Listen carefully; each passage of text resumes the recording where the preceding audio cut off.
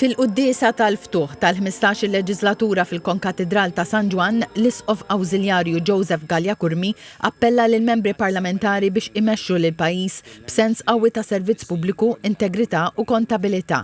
L-Isqof qal li l-ħajja pubblika ma tistax tifjorixxi fejn il-qerq isir aċċettabbli jew fejn l-interess personali jieħu post il-ġid komuni.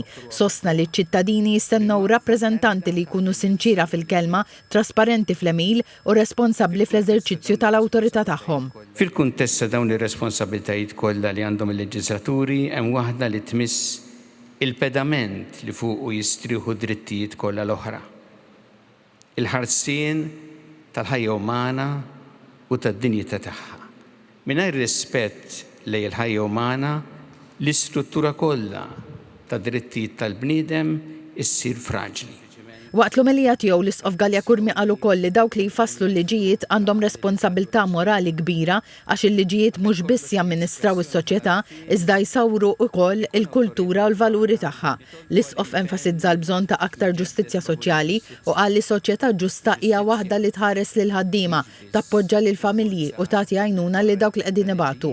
Tkellem ukoll dwar il-ħarsien tal-ambjent li ddeskrivih bħala responsabilità u urġenza morali waqt li sostna li l-ġenerazzjonijiet futuri għandhom id-dritt li jirċievu ambjent li jkun kapaċi isostni l-ħajja. Parti kbira mill-omelija kienet iddedikata għal protezzjoni tal-ħajja umana.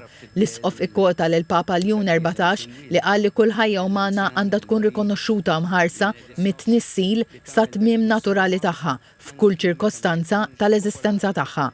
Enfasizza li meta din l-inċertezza tiċċajpar l-ewwel vittmi jkunu dawk l-aktar vulnerabbli u l-liġi titlef it-tifsira l-aktar profonda tagħha li taqdi u tħares lil kull persuna.